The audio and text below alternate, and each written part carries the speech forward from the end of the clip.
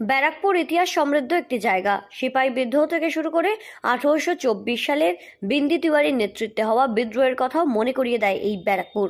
সাহিত্য সম্রাট বঙ্কিমচন্দ্র চট্টোপাধ্যায়, লেখক বিভূতিভূষণ বন্দ্যোপাধ্যায়, এদের জন্মস্থানও এই ব্যারাকপুর। আর সেই ব্যারাকপুর শিল্পাঞ্চল থেকে দিনে দিনে হারিয়ে যাচ্ছে শিল্প।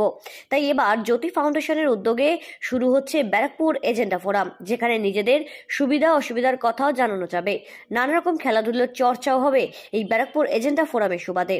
ব্যারাকপুর সার্বিক উন্নয়নের লক্ষ্যে হারিয়ে যাওয়া গৌরব ফিরিয়ে আনতে কাকিনাড়া জ্যোতি ফাউন্ডেশনের কর্ণধার প্রিয়াঙ্কু পান্ডের তত্ত্বাবধানে আবারও ব্যারাকপুর শিল্পাঞ্চল জুড়ে শুরু হতে চলেছে এই ধরনের এক বিরাট কর্মকাণ্ড। শুধুমাত্র যে যুবক যুবতীদের কর্মসংস্থান যোগাতেই সক্ষম এই সংগঠন তা বলা যায় না। বর্তমান প্রজন্মকে মাঠমুখী করতে কাকিনাড়া জ্যোতি ফাউন্ডেশনের উদ্যোগে আয়োজিত এই ব্যারাকপুর এজেন্ডা ফোরাম শুরু করছেন নানা ধরনের বিনোদনমূলক প্রতিযোগিতা। নানা রকম খেলাধুলো থেকে শুরু করে থাকছে সাংস্কৃতিক চর্চার ব্যবস্থা। এর পাশাপাশি থাকছে শীত বস্ত্র প্রদান থেকে শুরু করে শিক্ষা সামগ্রী প্রদান, আরও নানা রকম সামাজিক কর্মসূচি। মানুষদের পরিষেবা দিতে আলাদা করে স্বাস্থ্য পরীক্ষা শিবিরেরও আয়োজন করতে পিছুপা হচ্ছে না এই কাকিনাড়া জ্যোতি ফাউন্ডেশন। বিনামূল্যে শুরু হচ্ছে অ্যাম্বুলেন্স সার্ভিসও। আগামী দিনেও একইভাবে মানুষের সেবায় সচেষ্ট থাকবো আমরা, এমনটাই এদিন সাংবাদিক সম্মেলন করে জানান জ্যোতি ফাউন্ডেশনের কর্ণধার প্রিয়াঙ্কু পান্ডে। বর্তমানে নানা সমস্যায় ব্যারাকপুর এই গৌরবময় ইতিহাসকে কলঙ্কিত করেছে। নানাবিধ দুর্নীতি এই শহরকে তাড়িত করেছে, শাসন ব্যবস্থাকে দুর্বল করেছে এবং ইতিহাসকে ধ্বংস করা হচ্ছে।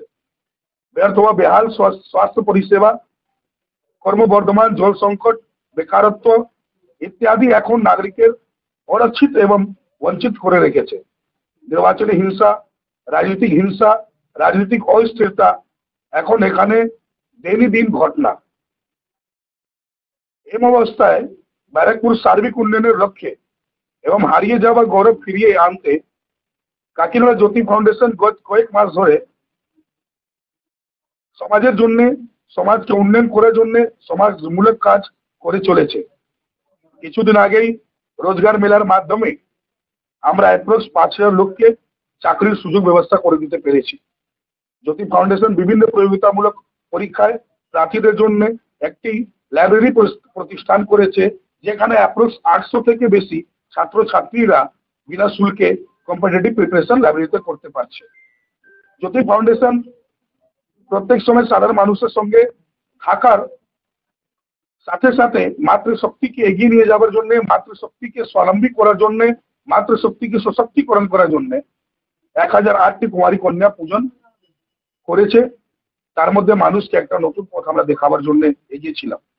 তারা বিনামূল্যে অ্যাম্বুলেন্স পরিষেবা প্রদান করার জন্য আমরা নিজে এলাকায় সাধারণ মানুষের সঙ্গে হাঁটছি।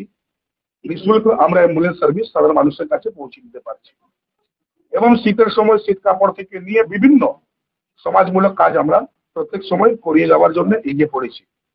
আমাদের এলাকাতে বেশভাগ ছাত্রছাত্রীরা যারা পড়াশোনার সঙ্গে যুক্ত আছে তাদেরকে ইন্সপায়ার করার জন্য এবং এডুকেশনকে এগিয়ে নিয়ে যাওয়ার জন্য 75% মার্কস এবং তার থেকে বেশি মার্কস নিয়ে যে বাচ্চারা পাস করেছিল তাদেরকেও আমরা সম্বর্ধনা দিয়ে তাদেরকে উৎসাহিত করছি যে আমাদের অঞ্চল শিক্ষা দিক থেকে এগিয়ে যাক।